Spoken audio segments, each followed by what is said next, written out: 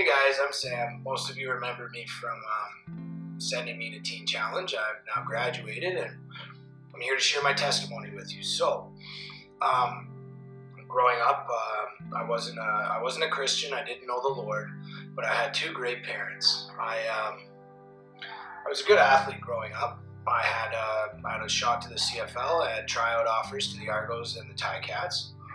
So that was my goal in life, was to be a professional football player.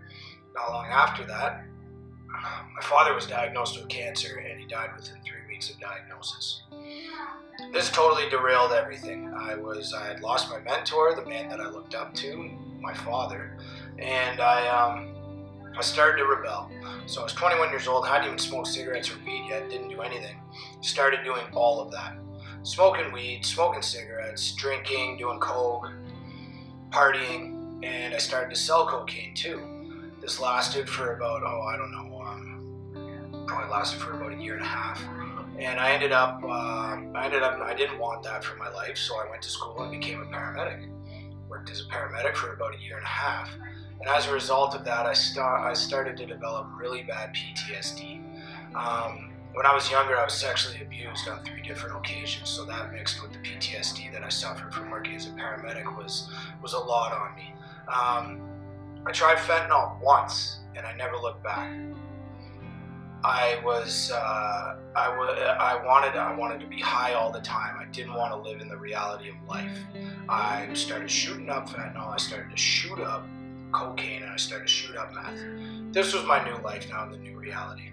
I went down this path for, it was only 1.5 months, and I lost absolutely everything. I became homeless. I was living on the streets, so I was living in stairwells, doorways, I remember sleeping under an exhaust vent once. I was couch surfing. I was wherever. The sleeping part didn't really matter because I didn't do much of it, but I tried to escape all that. I went out to British Columbia. When I was out in British Columbia, I started off, I did well. I was living with my brother and I became a diamond driller, so I was making pretty good money, had a good life. But I was still a slave to the substance, and I was still on methadone and Suboxone, and it came to a point where I wanted to get off it, and stupid me, I tried to get off it by smoking crack. Began a very bad crack addiction out there. So here I am, robbing somebody so I can get crack, and got caught for it and ended up doing some jail time out there. Got released, came all the way back to Sudbury. So here I am in Sudbury now, my new life. All I wanted to do was be around, do drugs, and move drugs. I became a slave to some of the gangs around here and was a drug dealer, and I moved drugs from Sudbury to Toronto, back and forth. This was my new life. Scary life. I was schizophrenic. I was never sleeping. I was always looking over my shoulder. I was sketchy. I was, and I couldn't go 2 hours without having a needle in my arm shooting something up. Anyway, as a result of that, did some more jail time, got out, went right back to living on the streets. My sister came to me and she said, "You've got to get better." So I made it my goal and I said, okay, well, whatever, yeah, we'll see. I'd say anything to make her happy at that time. This brings me to the very last night that I used. I was high as could be. I was caught up in a trap house. I had no shirt on. I was losing my mind, and I started to run down the street, run down Elm Street, and I got to the Clarion Hotel on the corner of Lorne and Elm.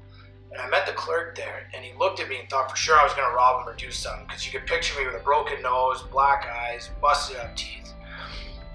Instead, I fell to the ground in defeat and utter despair, and I said, "Help me." Instead of him calling the cops, he called me an ambulance, he put his hand on my shoulder, and he prayed for me. That was the first time I ever felt the power of prayer. Hebrews 13:2 says, "Always show hospitality to strangers, for you can be entertaining angels without realizing it." I believe in one way or another that man was my angel. He single-handedly was a vessel for the Lord at that time, so I could go and get help. I ended up in the hospital that night, severely septic. I went into septic shock and was inches from my life. Woke up days later to my sister telling me, "You need to go to Teen Challenge." She told me that night that I went into the hospital, she fell to her knees with my nephew and they begged God to save my life. Well, God did, and it's due to the power of prayer that he did.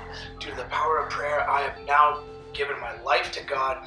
I am fully committed to the gospel, to what God has for me. I've decided to become a pastor. I'm fully enrolled in Global University so I can pastor His word for the rest of my life. On top of that, I'm part of the movement that is going to bring a teen challenge here to Sudbury. Doing an internship in London so I can learn everything I have to do so I can work up here in Sudbury. My life has been totally transformed because of the grace of God. And to top it all off, I was diagnosed with COVID-19, and the grace of God is so sufficient that I didn't even get a runny nose, I didn't get a cough, I didn't get a cold, I got nothing from it because of the grace of God. And it's only due to the grace of God that He has healed me from a drug addiction, from a life-threatening illness, from septic shock, from all these bad things in my life. It is all due to the power of Jesus Christ, people. Because of what God can do, I can sit here and I can safely say that I am safe in His arms. And I know that I would never have it any other way. Thank you.